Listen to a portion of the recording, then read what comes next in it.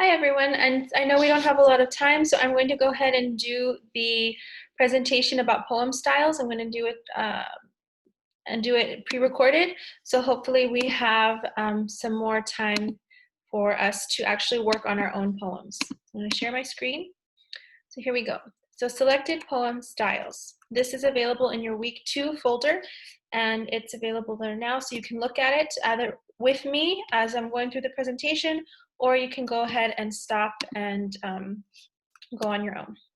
So the first style we're going to have is free verse. So free verse is one of the most popular styles, and it's because it's one of the easiest for us to write, especially as new poets, new authors of poems. So we have free verse. It does not use consistent patterns, rhyme, or any musical pattern. It tends to follow natural speech. So it has the natural flow of speech. So it does not use consistent meter patterns. So it doesn't have to sound like this every single time. And it doesn't have a musical pattern. So again, it just kind of flows how we normally talk. So our examples like Harlem and The Rose That Grew from the Concrete and I'm Nobody, Who Are You? All of those are free verse style. So the poet, the author, can give his or her own shape to a poem however he or she desires. However, it still allows poets to use connotation. Remember, connotation is one of our steps for TPCast, and it has the elements such as rhyme, metaphor, simile, repetition, shift, image, all of those elements to get what they want. Remember, what the poet wants is to help us to activate our imagination, so our mind and our feelings, our head and our heart are activated when we are reading or writing or analyzing poetry. Another style is acrostic. Acrostic poems are ones where the first letter of each line spells out a word, a message, or a theme.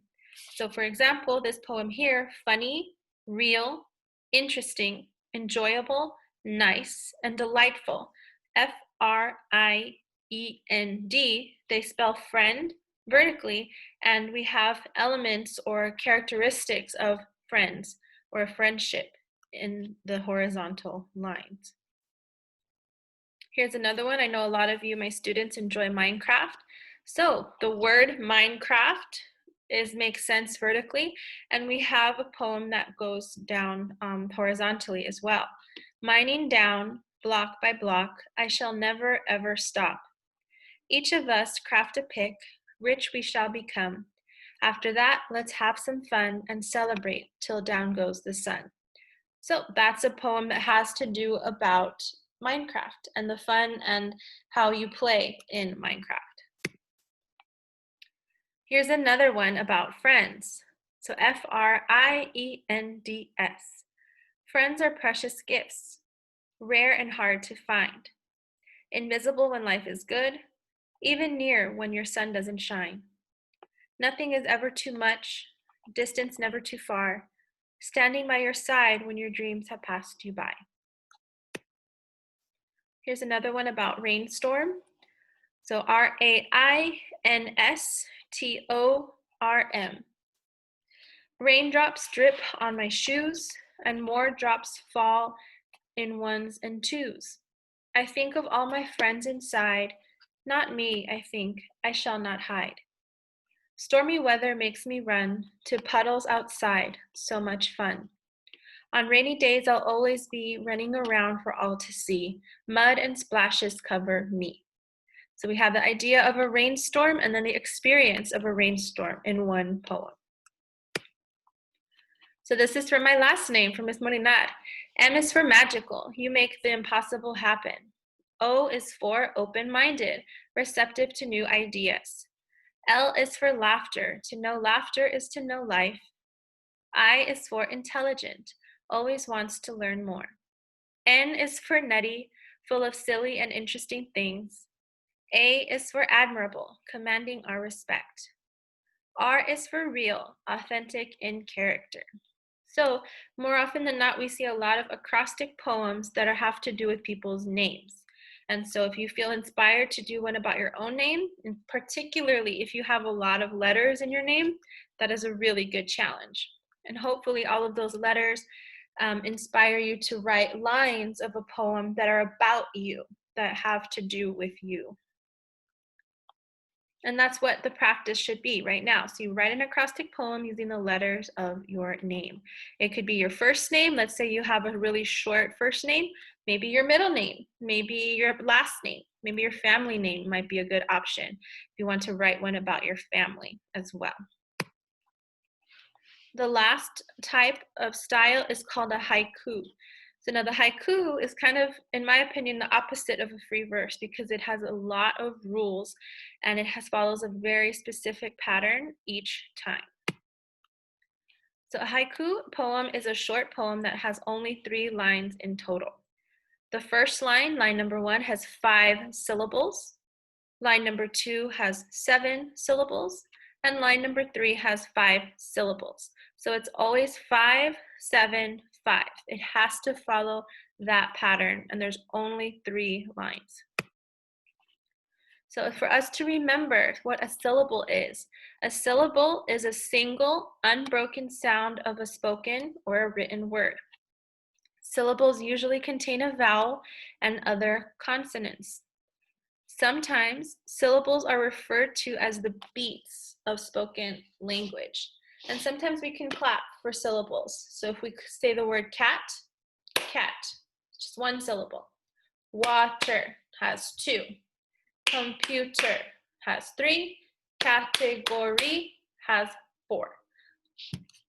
So all of you, my native Spanish speakers, some words in Spanish have a lot of syllables, and usually that's where I, as learning Spanish, I mess up because there's so many syllables in a row, and my English mouth sometimes can't keep up. But, so syllables are the broken beats of spoken language.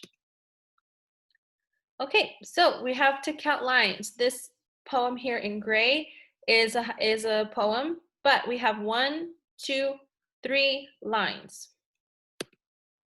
Let's look at our syllables. This is the same poem that we have here. So what is a haiku? What is a haiku? How do I write a haiku? How do I write a haiku? I really don't know. I really don't know. And then let's count the syllables. We identified them, but now let's count. So what is a haiku? 5. How do I write a haiku? 7. I really don't know. 5. So it's that same pattern, 3 lines where it goes 5, 7, 5. In case they don't know, haiku doesn't have to rhyme, but it does this time. So same thing, 3 lines.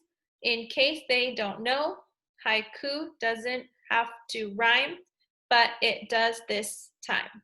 5. So this is a haiku poem about haikus, and it's true. You can make a haiku poem rhyme, but it's not obligatory. It's something that if you can do it and it makes sense with your theme and your image and your syllables, go for it. And in this case, line number 2 and line number 3 rhyme. So rhyme and time, that I'm. This haiku is good because it helps you remember how many syllables and lines are in a haiku. I am the first with 5, then 7 in the middle, 5 again to end. So again, it's a haiku poem, but it helps you remind yourself about what elements a haiku poem has. Now, if you've noticed from this poem to this poem, something is different. So something is missing. So one of our TP-Cast steps, or really 2 of our TP-Cast steps, are gone. So we always have title, paraphrase, connotation, attitude, shift, title, and theme. But haiku poems do not have titles. So if we do our TP-Cast on a haiku poem, there are 2 steps that are missing. And that's okay because that is the nature, those are the elements of a haiku poem. Now the philosophy of this is that a haiku poem is very simple. and it's very brief. So it has simplicity and brevity, which makes sense because as we saw in our examples, it's only 3 lines of 5, 7, 5. Here's a video to help us remind of our haikus. Hey everybody, I'm here today to show you how to write a haiku poem. It is a very simple process, and in this video I will be going over the process with you with some step-by-step instructions. So basically, haiku poems involve 3 lines, and each of those 3 lines has a certain number of syllables that it must have. The first line must have 5 syllables. The second line must have 7 syllables, and the third line must have 5 syllables. So 5, 7, 5 is the syllable pattern. That's basically it. Now, when you are creating a haiku poem, it is generally focused on a certain topic or a certain theme. So you can't just throw together a whole bunch of words and expect it to be a haiku. It has to be revolving around a certain theme.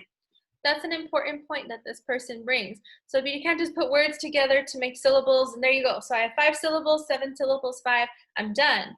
No, you have to make sure that if you have a theme about, like there are other examples for acrostic, if you have a haiku about friendship, then you have to carefully select those words for your poem and put them in the right order in order to help your theme of friendship. And maybe the way that things make you feel. Commonly speaking, haiku poems talk about nature and feelings and so forth.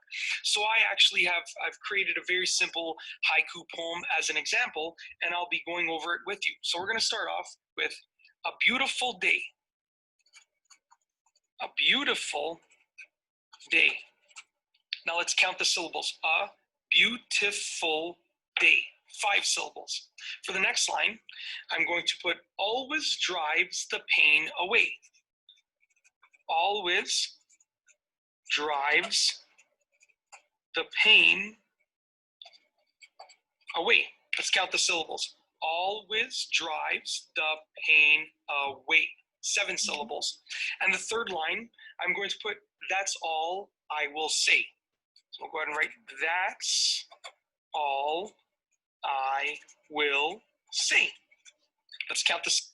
And so we notice we have the ending of each line. So day, away, and say. It rhymes. It's not obligatory, but that was his decision. Syllables, that's all I will say. 5 syllables, okay?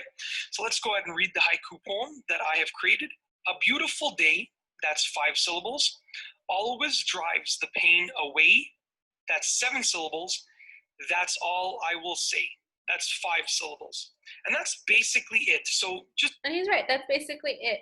Now the fun or the challenge is when you have a certain theme. So for example, last year, our poetry unit was at the same time as El Día de los Muertos, the celebration we have on campus. So our poems had a theme about El Día de los Muertos, the Day of the Dead. But if right now we're in the middle of summer, maybe you want to have a different theme. That's up to you. So now it's your turn to try writing one poem for each of the styles. So we have free verse, acrostic, and haiku. And so that information you'll find on Schoology for your assignment. And let me go ahead and stop recording. So remember, you can always watch these videos again. I go a little bit quickly, but I know that all of you are capable of listening and watching and paying attention, but it's always good as well when you have a doubt, you can pause, you can start it over again, or you can do your work and you think, I have a question, I think it was in the video, let me see. Or you can always send me a Schoology message, a remind text message, or you can always send me an email as well. Okay, so that was our different poem styles.